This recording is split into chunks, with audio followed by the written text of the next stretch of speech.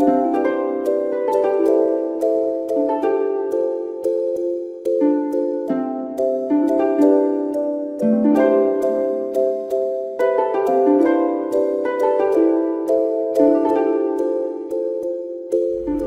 pagi saudara-saudaraku yang dikasihi Tuhan Yesus Kristus.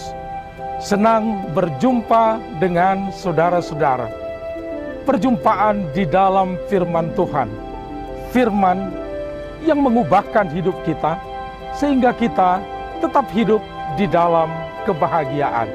Saudara-saudara, tentu banyak pergumulan, suka dan duka kita lewati.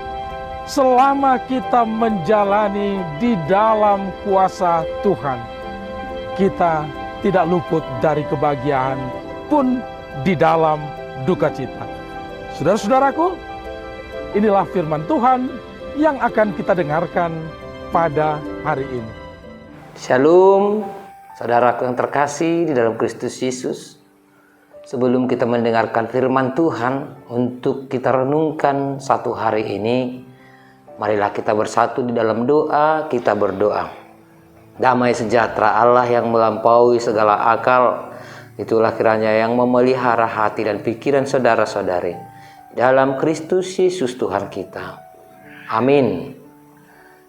Firman Tuhan, renungan untuk kita satu hari ini terambil dari Rom pasal yang ke-12, ayatnya yang ke-20. Roma pasal yang ke-12 ayatnya yang ke-20. Inilah firman Tuhan. Tetapi jika seterumu lapar, berilah dia makan.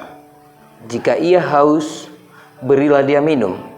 Dengan berbuat demikian, kamu menumpukan bara api di atas kepalanya. Demikian firman Tuhan.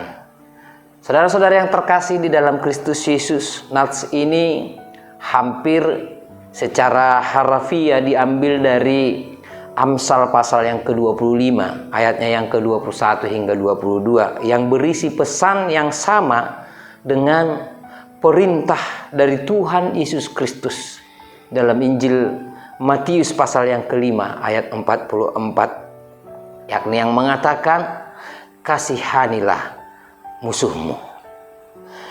Tapi tidak berarti bahwa kebaikan kita bertujuan untuk menumpuk bara api pada seseorang atau yang berseteru dengan kita.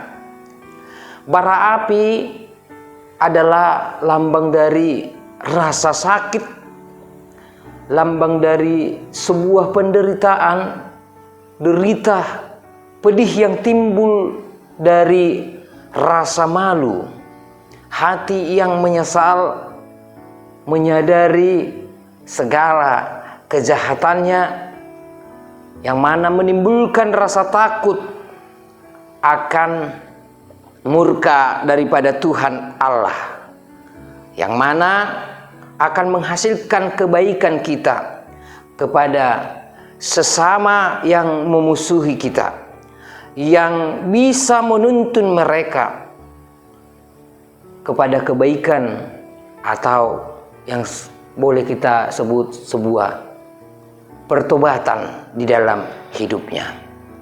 Saudaraku, surat Paulus kepada jemaat di Roma, khususnya Roma 12 ini, Pasal 12 ini ayat yang ke-20 hingga 21. Di sini Paulus hendak mengingatkan bahwa orang Kristen, orang-orang yang percaya haruslah mengasihi musuh dan membalas kejahatan dengan kebaikan. Meneladani apa yang telah dilakukan oleh Kristus Yesus kepada semua orang-orang yang percaya. Kristus mengalahkan kejahatan, ketidakpatuhan, keegoisan manusia yang memusuhinya maupun kita. Dia mengalahkannya dengan kasihnya.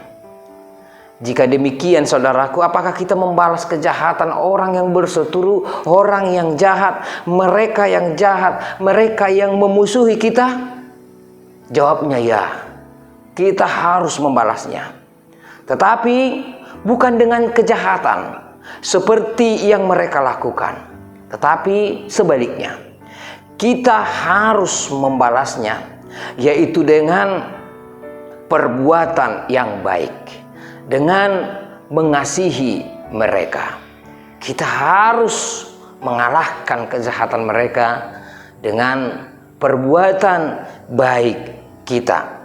Perbuatan seperti itulah yang menjadi buah kepercayaan kita.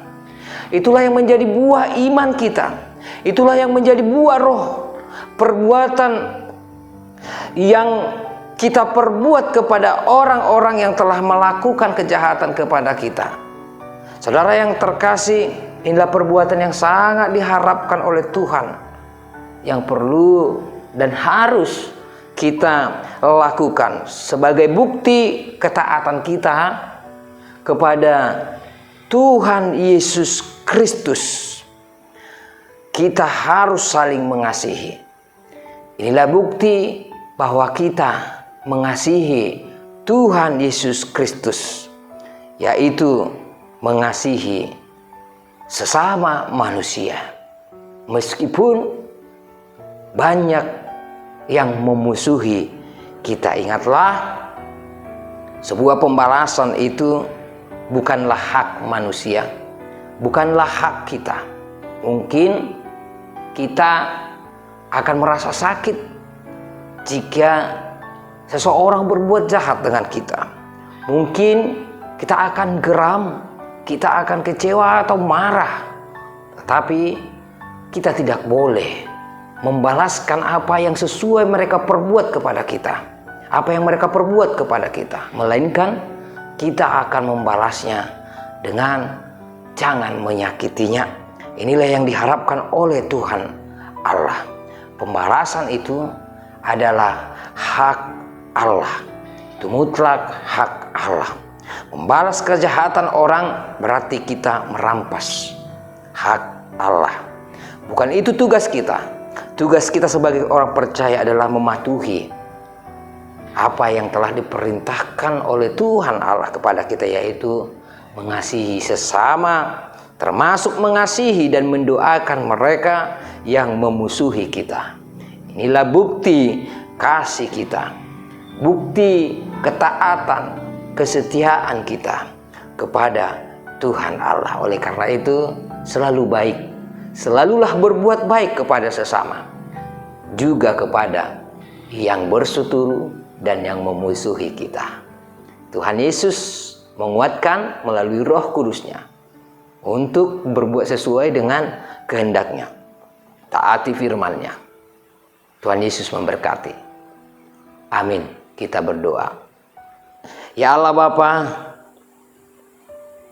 Anak dan Roh Kudus, tuntun kami menjalankan kehidupan sebagai orang yang percaya di tengah-tengah perjalanan hidup kami, di mana biar kami boleh hidup sesuai dengan perintah Tuhan, taat akan perintah Tuhan, hidup di dalam kasih, mengasihi sesama manusia, bahkan mengasihi orang-orang yang memusuhi atau orang-orang yang berseteru dengan kami. Kiranya Roh Kudus-Mu yang memampukan kami. Lawat kami, rajai hati dan pikiran kami sebagai anak-anak-Mu, biar kami boleh hidup baik terhadap sesama, terlebih lagi hidup taat kepadamu. Terimalah doa kami, ampunkan dosa-dosa kami di dalam Kristus Yesus. Kami berdoa. Amin.